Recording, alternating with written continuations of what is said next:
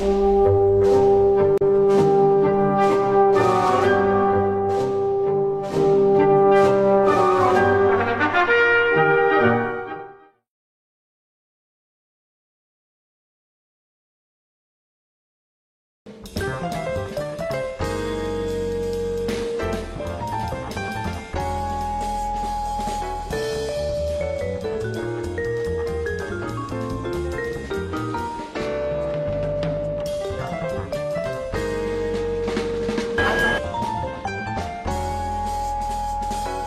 Salon du chocolat qu'on a créé à Paris il y a maintenant 18 ans connaît un succès sans cesse grandissant. Cette année, nous avons accueilli 30 000 visiteurs par jour, ce qui est extraordinaire. Donc c'est l'engouement pour le chocolat et bien sûr pour le cacao.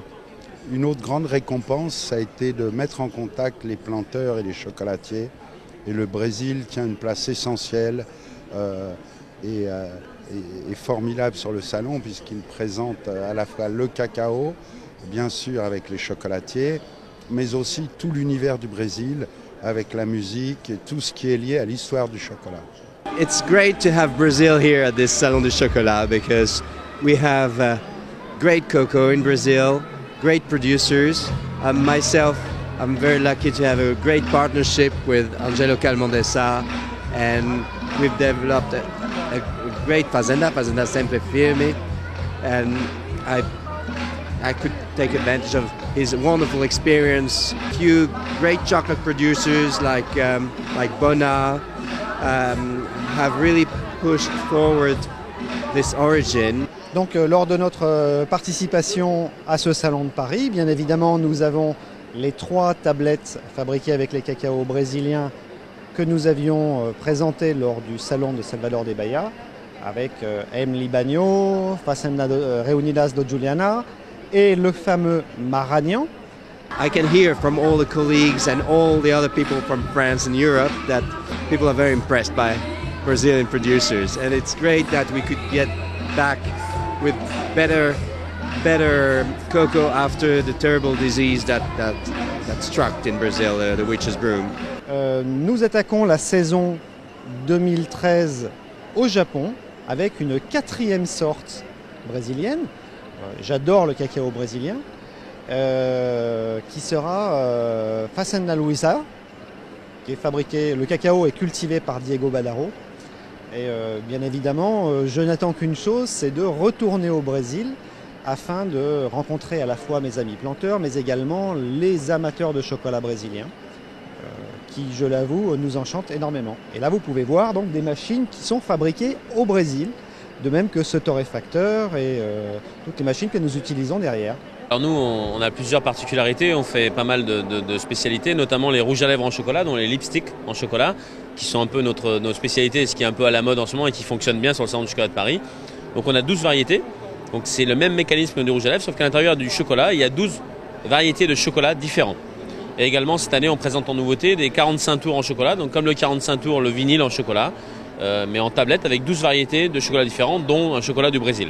Jean-Philippe Darcy, notre chef pâtissier et chef chocolatier, s'est rendu sur le Brésil via les relais desserts, où il a pu établir bon nombre de contacts avec des gens qui cultivent la fève de cacao là-bas. Et normalement, d'ici 2 petites années, on devrait avoir un atelier de production en chocolat.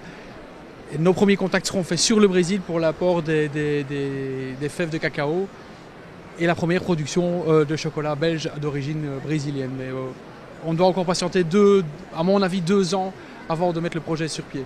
Vincent Guerlet, présent au Salon du Chocolat de Paris. Donc les nouveautés sur la philosophie chocolat aujourd'hui, pour ce salon, on présente notamment un coffret de dégustation.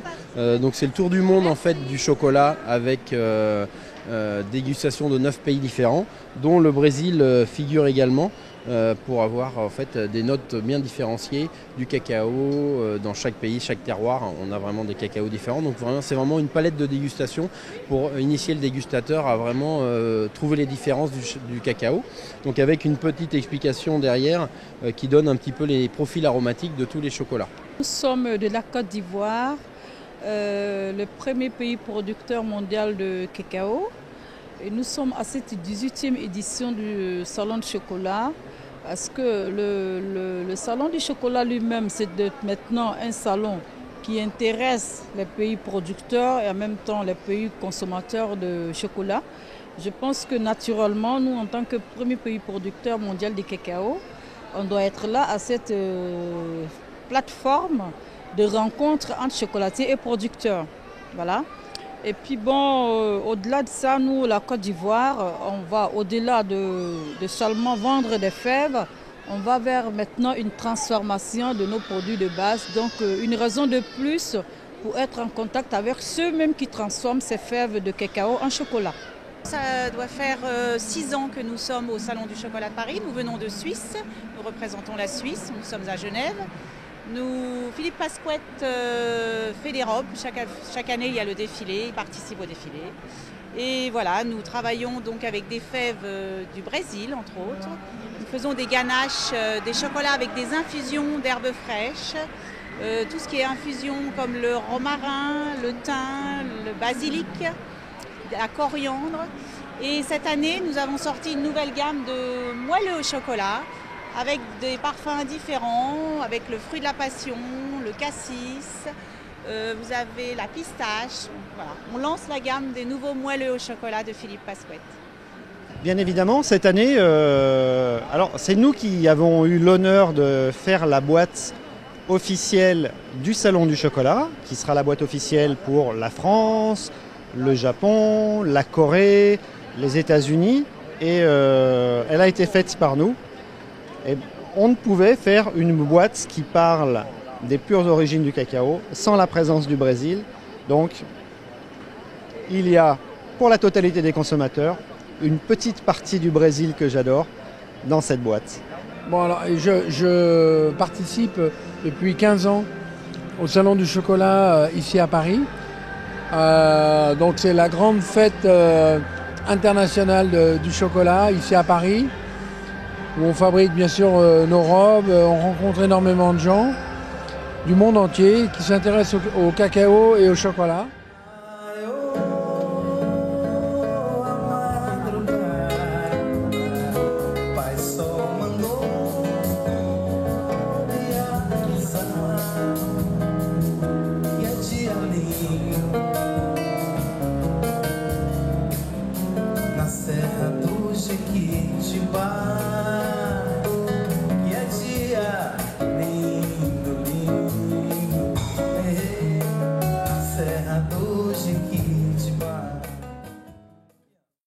Esse ano foi um ano em que o Brasil ele se faz presente de forma mais ampla, né, representado aqui pelos principais estados produtores de cacau, Bahia, Espírito Santo e Pará, de forma institucional. A gente está aqui representado também com diversos tipos de chocolate gourmet, diversos fabricantes, empresas de máquinas de chocolate em pequeno porte, né, enfim, todo o segmento, toda a cadeia produtiva que se propõe hoje no Brasil a trabalhar com a questão do chocolate gourmet, chocolate com alta agregação de valor, né, um chocolate que tem responsabilidade social, que tem responsabilidade ambiental, está aqui presente no estande. Então, para participar no passado com a delegação de apenas 6 pessoas, e esse ano está aqui com 27 pessoas, um crescimento exponencial. E o que nós queremos dizer, nós existimos, essa cacaicultura ela tem futuro, venha investir no nosso estado, porque você vai ter escala de produção, vocês têm qualidade e fluxo de oferta contínuo e constante. É um grande evento, sabemos que é um grande evento no cenário mundial do chocolate, e em especial para a Castelli, que nesse momento lança a sua escola de chocolataria no cenário internacional. Para nós é bastante importante esse evento, essa parceria com o Instituto Cabruca, com os governos da Bahia, do Espírito Santo, do Pará e todos os demais parceiros que nos convidaram a estar aqui nessa iniciativa internacional. Nós estamos vendo cada vez mais o fortalecimento da imagem do cacau brasileiro no exterior. Isso é muito importante porque nós temos a conquistar 2 mercados, o mercado interno, que é um mercado em expansão, e o mercado externo, que já é um mercado de uma grande tradição de conhecimento no chocolate. Então nós estamos vendo que essa iniciativa da feira ela vai trazer grandes benefícios para a cadeia produtiva e para os nossos produtores de cacau. Uma participação marcante, importante. Eu acho que o Brasil e a Bahia marcam o seu terreno. A cada ano crescem os olhares para o Brasil e para a Bahia. Então isso demonstra a firmeza, o trabalho que está sendo feito. Então eu acho que isso engrandece a Bahia, engrandece o cacau da Bahia, engrandece toda essa turma que trabalha e que luta tanto. Esse é um trabalho que tem que se ter persistência, né? E ano a ano se constrói relacionamento com as organizações do evento, né? As organizações internacionais do cacau e também com os chocolateiros, compradores de cacau, né? Os dealers do mercado. Então é importante que essa presença seja constante.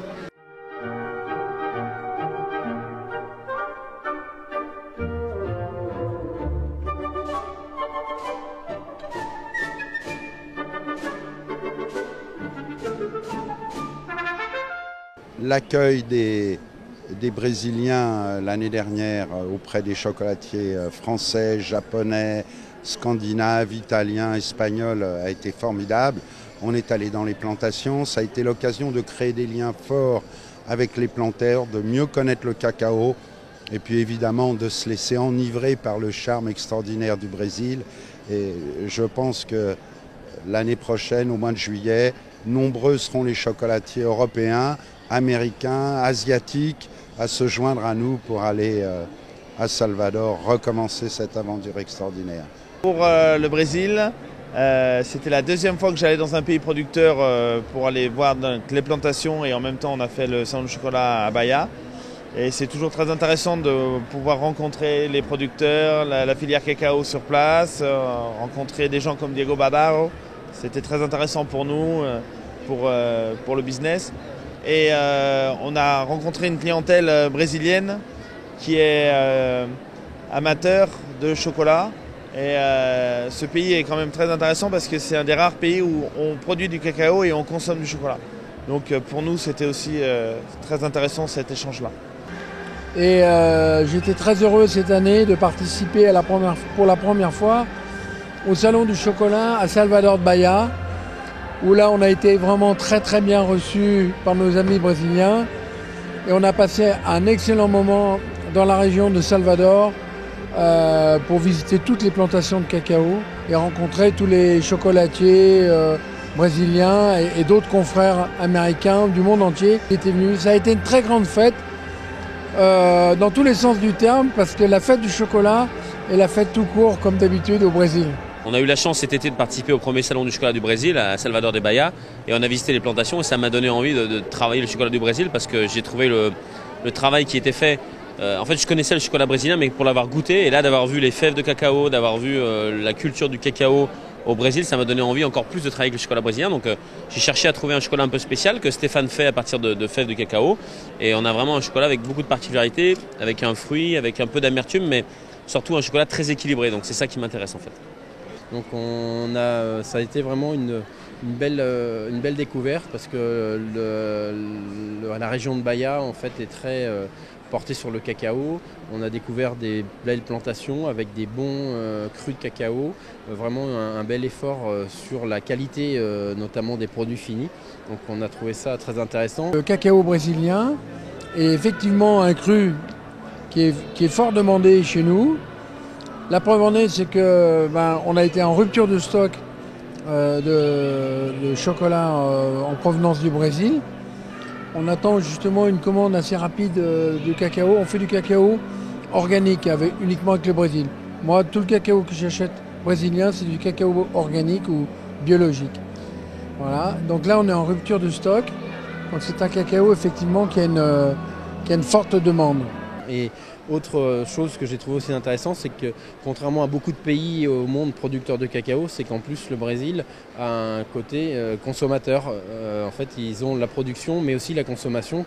Les gens aiment manger le chocolat, alors que dans certains pays producteurs, il n'y a pas du tout l'effet production-consommation. Donc ça, j'ai trouvé ça intéressant parce que je pense que pour faire évoluer justement la qualité, le produit et le cacao, avoir les deux, on va dire, d'un maillon de la chaîne jusqu'à un autre, c'est quand même intéressant. Alors bien évidemment, le Brésil qui se remet faire du cacao fin intéresse énormément les consommateurs à la fois en Europe, mais également à travers le monde, je pense à l'Asie. Et le cacao, par exemple, Maragnan, est une véritable star de nos ventes et crée un petit peu l'événement puisqu'il y a bientôt 30 ans que nous n'avions plus de Maragnan. Ce retour est très médiatisé et vraiment donne un produit de très bonne qualité. De faire des bonbons de chocolat et des tablettes de chocolat et puis des décorations et des jolis boîtages comme ça. Je traite la fève de cacao et je travaille avec le chocolat du Brésil, bien sûr. C'était un très bon cacao et il y a vraiment des bonnes fèves de cacao au Brésil. Je traite beaucoup de provenance, mais le cacao du Brésil est particulièrement bon et je suis très content de travailler à partir de la fève de cacao. Je suis très content de travailler le cacao du Brésil.